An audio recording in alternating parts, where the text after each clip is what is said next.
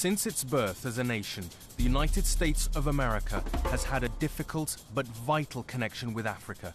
And today, that connection is as important as ever. From the days of slavery, America has looked to Africa as a source of resources. And today, Africa has now outstripped the Middle East as a source for U.S. oil. In the first part of this two-part series, I looked at the launch of Africom, the US's new military command for Africa. Created by the Bush administration, it was molded by the political and economic priorities of its masters, the United States' voracious appetite for oil and the so-called global war on terror.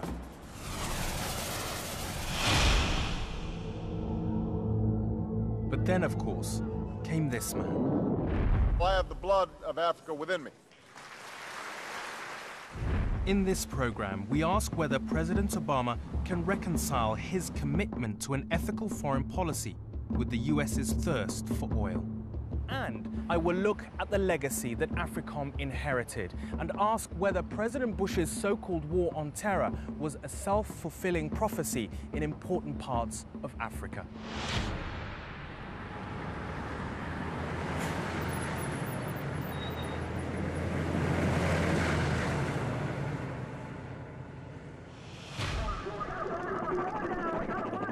In the minds of many Americans, Somalia, the land of my birth, is inescapably linked to the military debacle which became known as Black Hawk Down. Several hundred people died that day, including 18 US soldiers.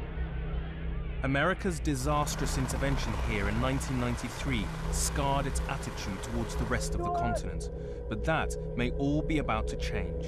Today, Somalia is at the heart of one of the biggest policy U-turns in American history.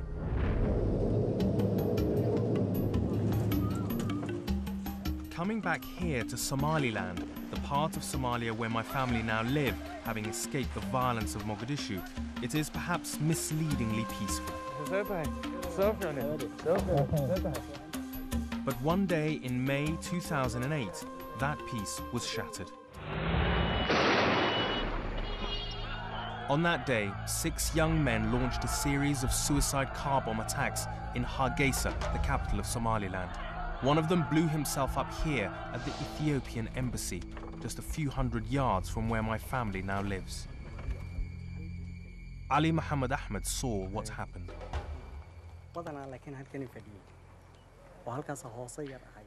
He's saying that that's the main place where people had lined up to get a visa, this office here, and that was where a majority of people died.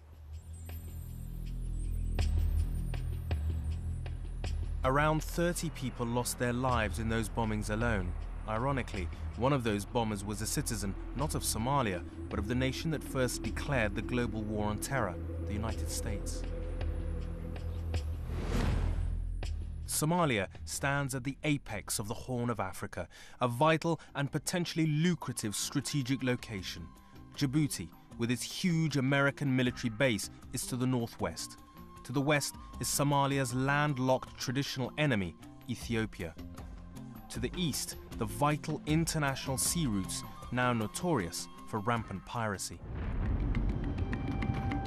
Somaliland in North Somalia has been operating as a quasi-independent state, unrecognized by the world. Today it even has a tiny coast guard, the only part of Somalia able to take on the pirates.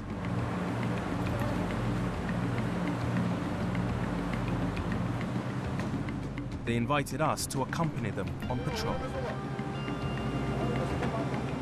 Somaliland authorities are anxious to show the world that they mean business and took us to see some of the pirates they've captured. This is the prison in Berbera, the main port city of Somaliland, and we're just being taken to see some pirates that have been captured and are being imprisoned here. Behind this somewhat disturbing display, there is an uncomfortable truth. These pirates have no difficulty grabbing international headlines because of the threat they pose to Western shipping interests. But in reality, they are merely a symptom, collateral damage, from one of the longest-lasting civil wars in Africa.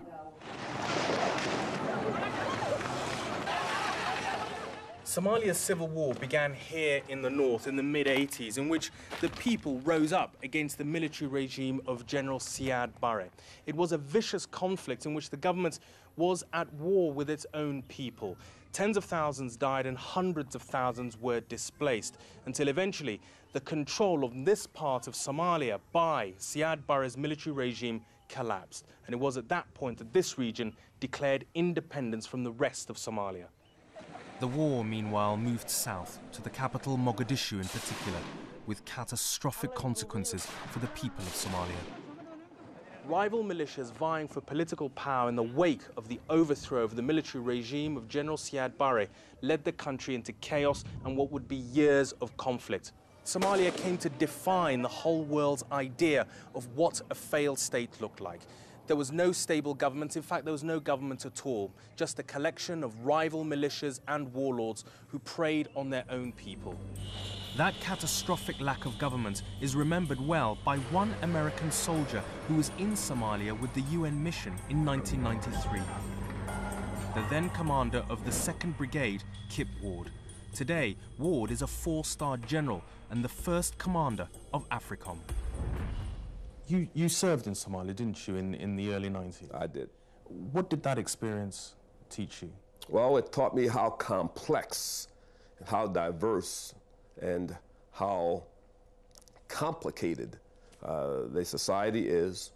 It also taught me, it showed me how terrible conditions exist when you don't have a viable government that is protecting its people. The problem for General Ward and his Africom command is that the United States' next significant involvement in Somalia was to play a critical role not in building, but in destroying what many believe was Somalia's first hope of stable government in 15 years. It was called the Union of Islamic Courts, and it began to grow almost spontaneously in 2005.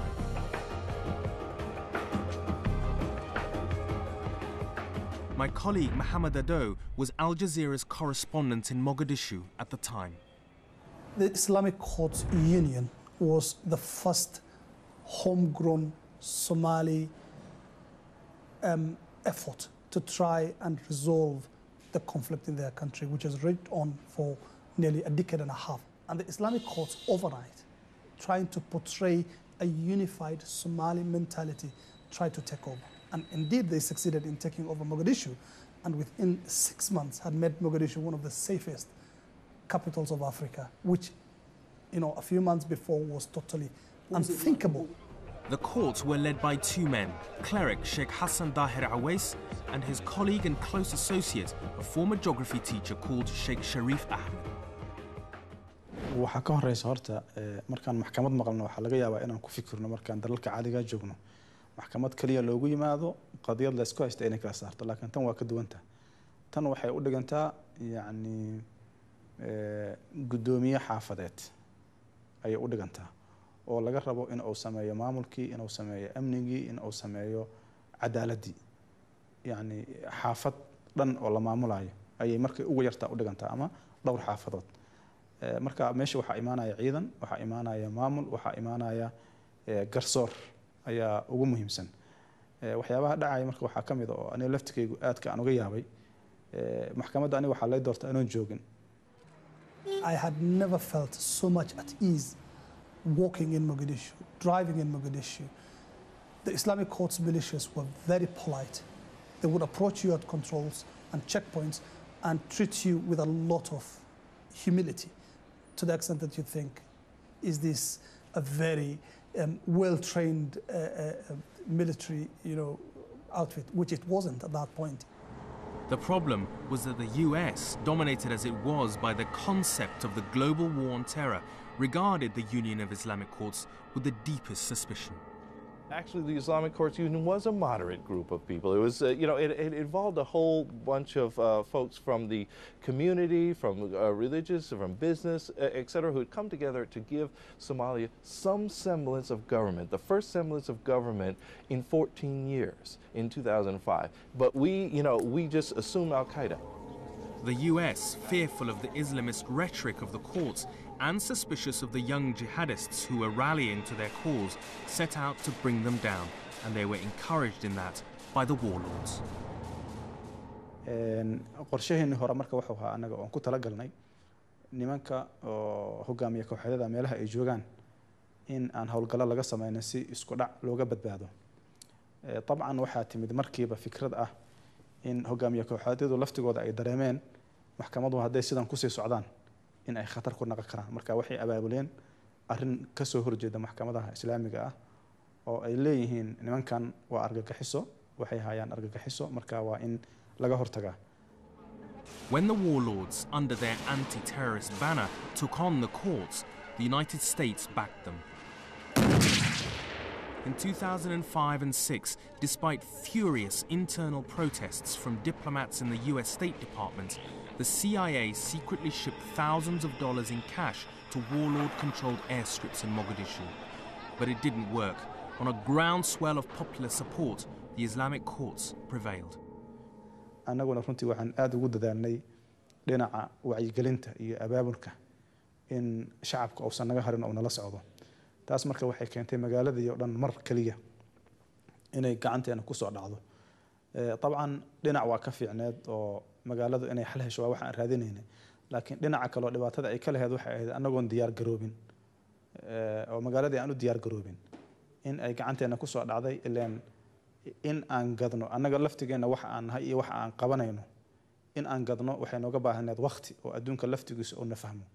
taas ayaana isdhihi karaa waxay keentay in maxkamadihii colaad xoogan loo qaado oo maxay ahaato dowlado badan ay iska kaashadaan in la fashiliyo. Perceived as extremists, the Union of Islamic Courts was about to be overthrown.